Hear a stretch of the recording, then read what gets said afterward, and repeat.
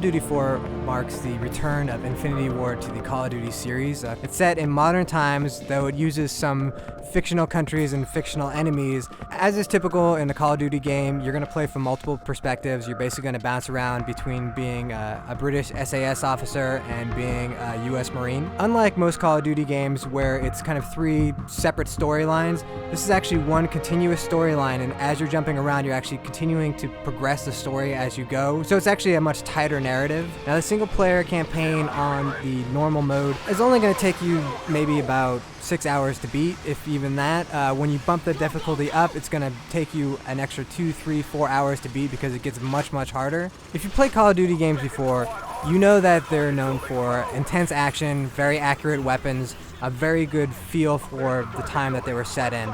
That's the same case now, even though it's in modern combat. All the weapons feel really accurate, and what's really important is that all of the squad AI has been upgraded. So there's no squad command that's not set up like Rainbow Six or, Brothers in Arms, where you have to tell your squad where to go. And you don't need it because the squad AI is so good that they fight as realistic as you can imagine. In fact, they save your lives a lot of times. There'll be grenades that'll be thrown at your feet, and you'll see your squad mate grab it, pick it up, and throw it back at the enemy. The enemy AI is also advanced from what it was in Call of Duty 2, which was the last Infinity Ward game. You'll see enemies taking flank positions a lot more often. There are still going to be those stupid terrorists that'll run straight at you or that'll just keep bobbing up and down behind cover. But for the most part, they actually fight intelligently. So they're going to use a lot of suppressing fire to keep you from being able to move, but at the same time, they're going to chuck grenades in there so that you have to move. So it does become a lot more of a challenge. What's really good about the single player is that there's a great variety in the mission structure.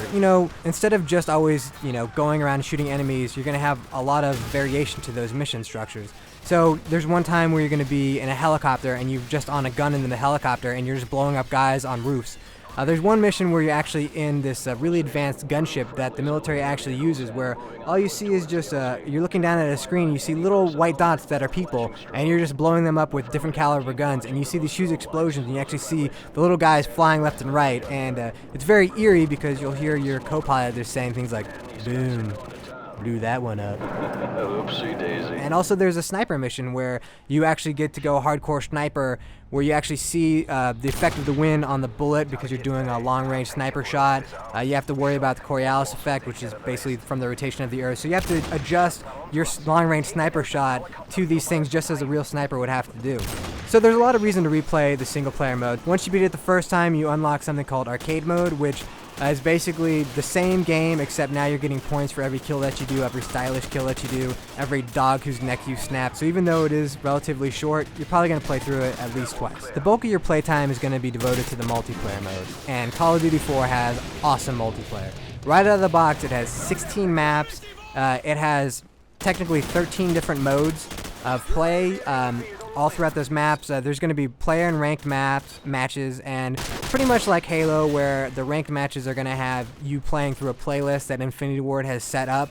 There should be a little bit more variety than there is in Halo, though. Infinity Ward doesn't plan to be as restrictive, so you should be able to see all the different modes and all of the different maps and really enjoy them all. Now, you got your standard stuff, like you've got free-for-all, you've got team deathmatch.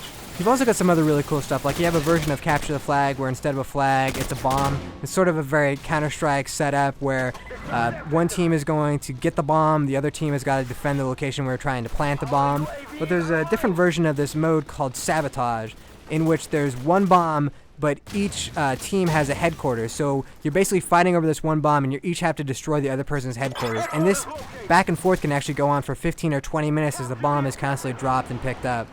And then there are some variants to the modes. There's a hardcore version, which you can put on any of the modes and any of the maps.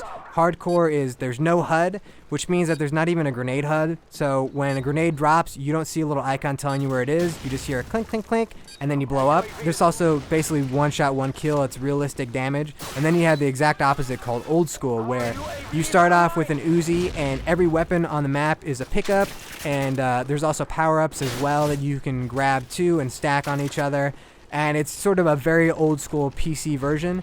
And the weirdest thing is you can actually click on both options so that you can have something called Old Core, which is old school rules where everything is a pickup, but with hardcore reality physics added to it so that it's still one hit, one kill, no HUD, which kind of creates a third variant, which is really interesting. Now, along with all those modes, there's a really deep RPG system, persistent ranking system that you're going to be using throughout your experience with Call of Duty 4. You're going to be gaining experience for doing kills, for winning matches, and all that stuff will power you up.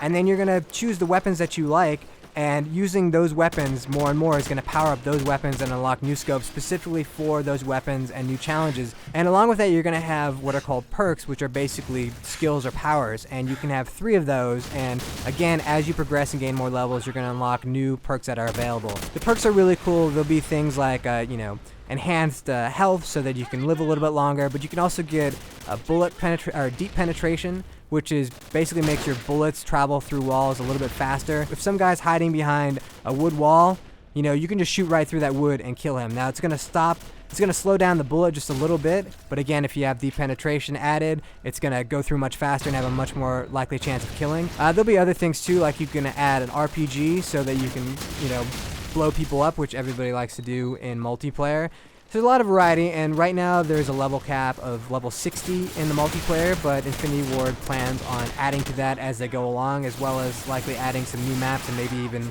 some new modes. We're just going to see how things go. So for certain, anybody who's a fan of shooters, anybody who's a fan of military shooters, absolutely go out there and get Call of Duty 4. You will not be disappointed.